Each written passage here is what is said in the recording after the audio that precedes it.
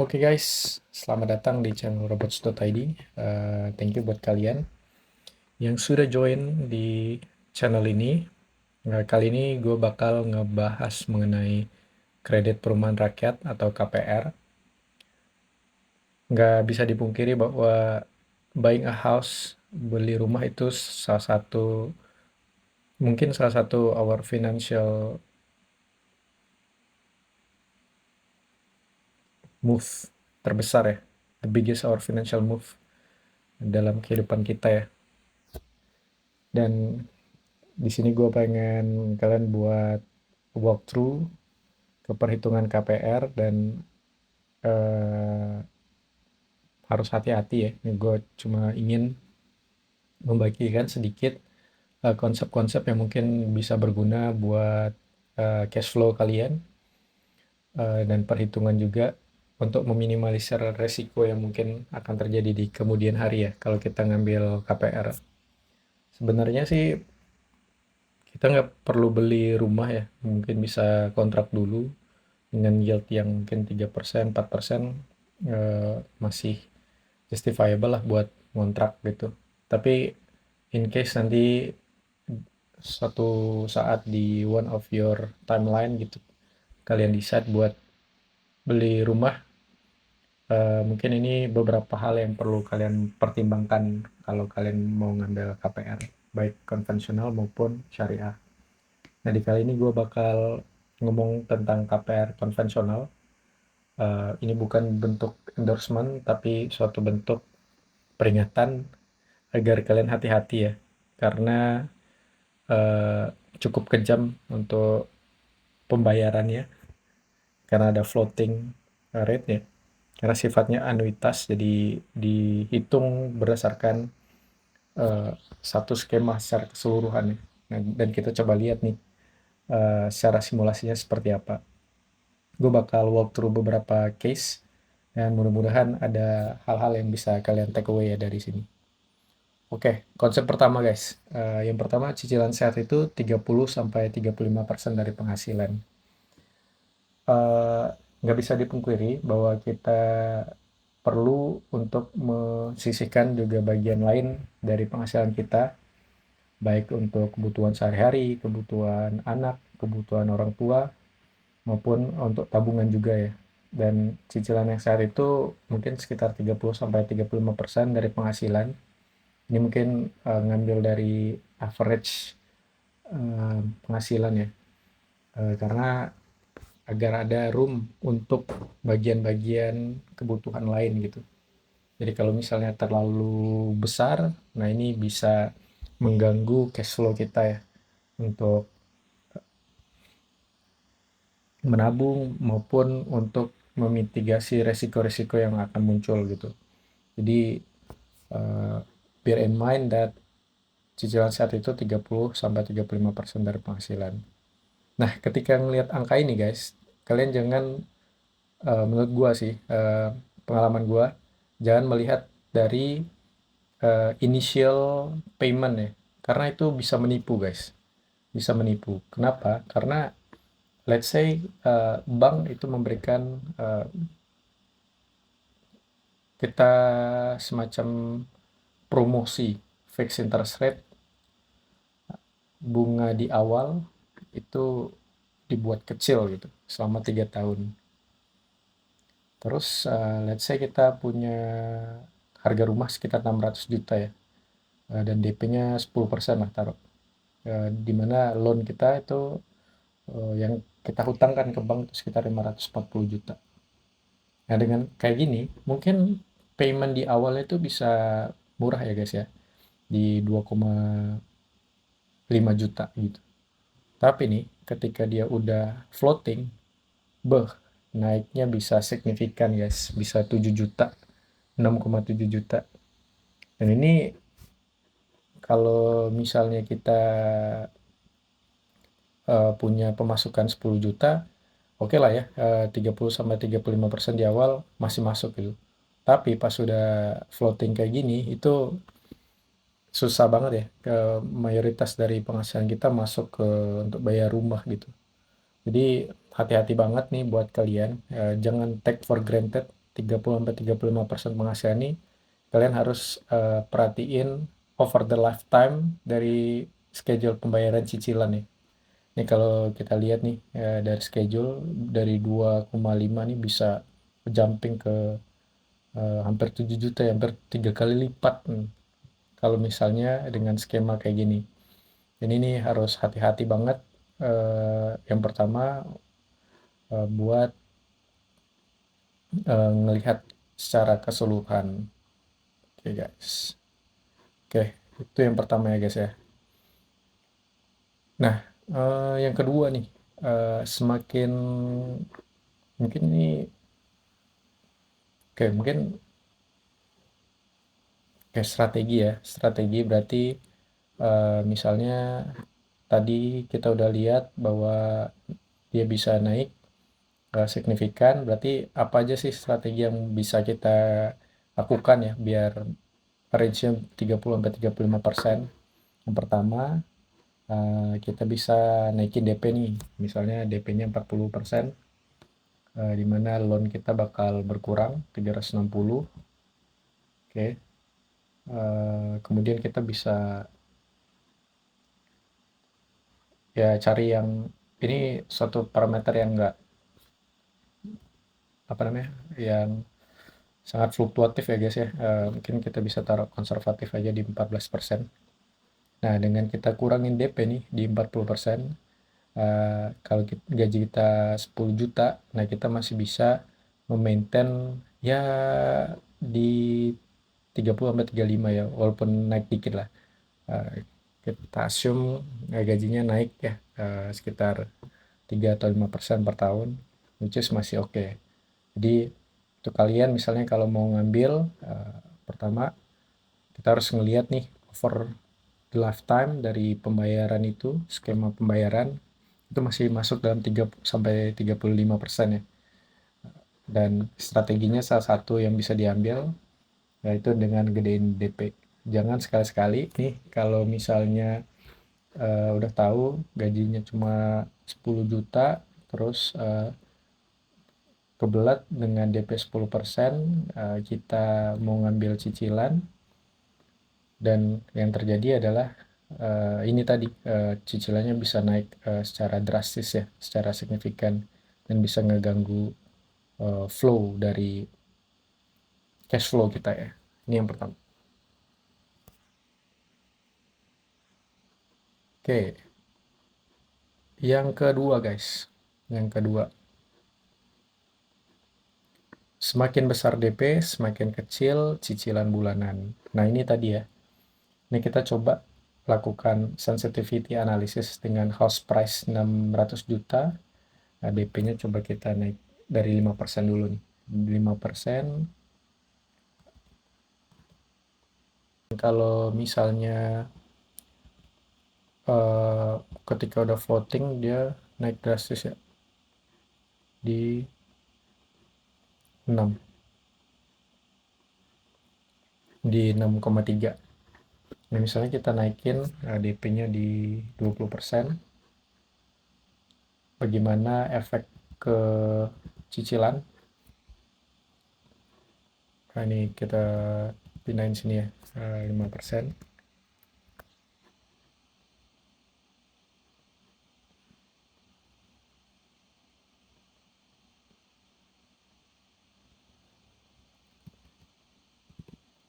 Ini kalau 20% kayak gimana? 20% cicilannya di awal 2,2,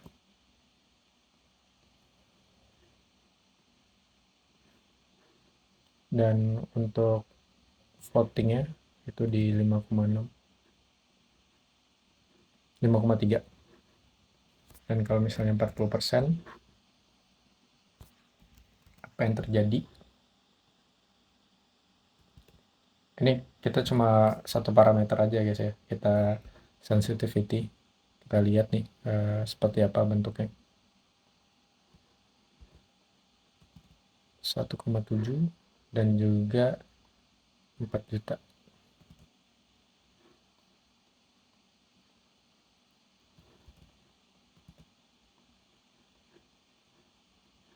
guys ya. Jadi ini bisa dilihat juga nih, semakin besar DP bahwa semakin kecil cicilan bulanan, oke banget. Jadi kita bisa nabung dulu nih buat DP yang lebih besar, biar cicilan bulanannya jadi semakin kecil ya.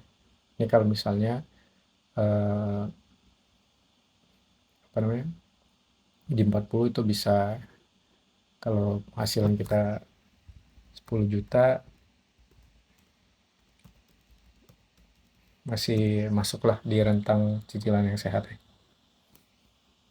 Oke, selanjutnya kita lihat efek dari tenor pendek bunga lebih kecil. Kalau tenornya kita lebih pendekin, nah ini kita ngelihat ya, misalnya nih dengan bunga, dengan kita assume DP-nya di 20% dulu. Assume DP di 20% di tenor 25 tahun, dapat dilihat bunga yang kita bayarkan itu di 1M. Bunga yang dibayarin di 1M. Tapi kalau misalnya kita turunin tenornya di 12 tahun, nah ini tenornya itu bunga yang dibayarkan itu bisa turun drastis ya guys ya, di 300 juta. Itu signifikan ya. Tapi memang cicilan bulanannya jadi lebih meningkat ya. Jadi lebih meningkat. Tapi secara overall, secara konsep, kalau kita tenor lebih pendek, itu bunga yang kita bayarkan lebih kecil. Oke, selanjutnya kita bakal ngebahas mengenai floating rate. Floating rate itu ngeri. Oke, floating rate itu ngeri. Ini misalnya nih, kita tenornya di 25 tahun. Bisa dilihat kalau kita cicilnya di 20% dengan harga rumah 600 juta tadi, itu naik, cicilannya tuh bisa naik 2 kali lipat guys. Ini dari 2,2 bisa naik nih, bisa naik ke 5 juta guys, gila, 2 kali lipat lebih. Jadi ini sesuatu yang harus kita pertimbangkan ya ketika ngambil cicilan. Floating ini sadis. Jadi misalnya bisa 16% aja, bisa bisa naiknya bisa sampai 6 juta nih cicilan floating rate nih. Jadi ini perlu pertimbangan yang sangat matang buat kalau mau ngambil apa namanya, KPR ya guys ya. Di floating rate ini somehow ini bakal bisa ngehit cash flow kita. Jadi sebisa mungkin si DP-nya itu digedein, tenornya dipendekin, dan harus tetap masih masuk dalam cicilan yang sehat. Kalau kagak bisa, tunda dulu buat ngambil rumah melalui KPR guys. Atau ambil yang aman, halal, yaitu syariah. Jadi fix. Oke. Selanjutnya kita ngomongin pembayaran ekstra. Ini yang menarik nih di KPR KPR konvensional itu, di beberapa bank itu memungkinkan kita melakukan pembayaran ekstra, accelerated payment. Jadi kita ngehit ke biaya kapitalnya guys. Jadi misalnya ini gue bikin simulasi nih, kita lakukan additional payment sebesar 50 juta setiap tahun ya. Setiap tahun misalnya ada bonus, kita tambahin 50 juta additional capital buat ngurangin pokok utang. Nah ini efeknya kayak gimana sih ke uh, ke profil utang kita secara keseluruhan. Nah ini misalnya nih, loan parameter kita di sini ya, calculate tadi. Nah ini misalnya normal payment. Normal payment itu total utang sama bunga itu di 1,6. Buset, gede banget. 1,6. Just gede banget ya guys ya.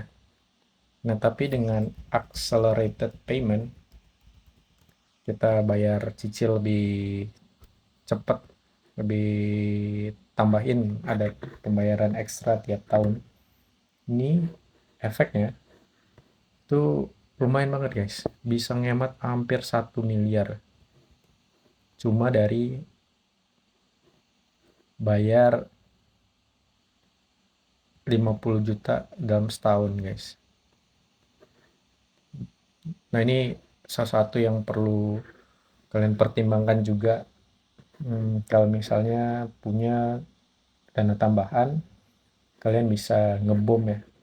Dan tentunya ini pasti ada dendanya ya, mungkin sekitar 3% atau 10% tergantung bank. Dan ini perlu diperhatikan juga, semakin kecil semakin bagus, dan harus pastikan kita bisa melakukan pembayaran ekstra ini ya.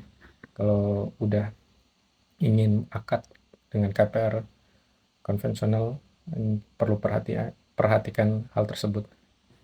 Ini gila nih, bisa menghemat sekitar 1 M dan bisa mempercepat di hingga 17 tahun ya guys ya. Jadi ini worth it banget eh, buat dicicil nih utang pokoknya. Dan kalau lihat nih secara payment itu bunganya bisa dari kayak gini guys. Yang mana interestnya gede banget, itu bisa dilandaikan dengan pembayaran ekstra.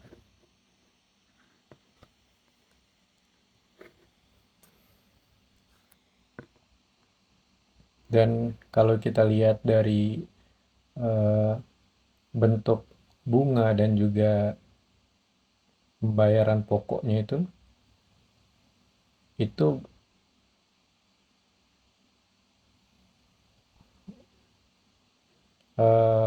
pembayaran pokoknya itu bisa lebih gede nih guys dibandingkan pembayaran bunga. Maksud saya itu kayak gini. Jadi ketika kita KPR konvensional itu yang kita bayarkan itu ada biaya, kan bayar bulanan, tapi di bulanan itu ada pembayaran pokok sama pembayaran bunga ya. Nah itu kalau dilihat grafiknya itu kita bisa mempercepat nih pembayaran principal paymentnya jadi lebih gede nih dibanding bunga. Jadi artinya bunganya lebih kecil. Nah kalau di normal payment, buset di awal interest paymentnya gede banget. Misalnya cicilannya di 6 juta, misalnya cicilan awalnya di berapa nih?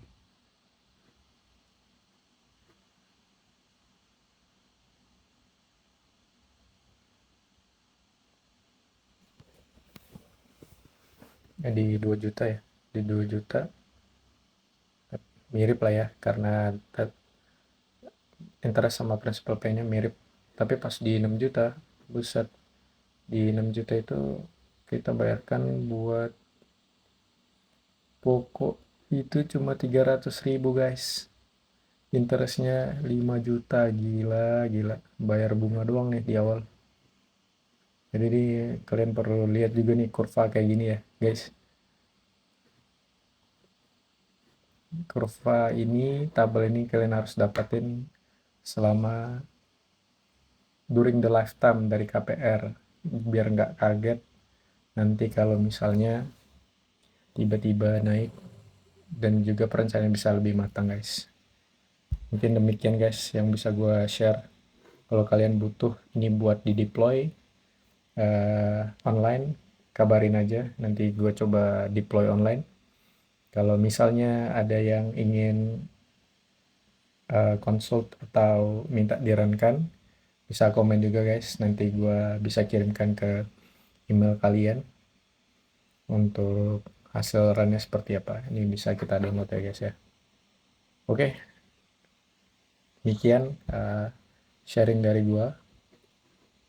Hope you can get insightful information guys. Thank you banget buat yang udah nonton sampai akhir.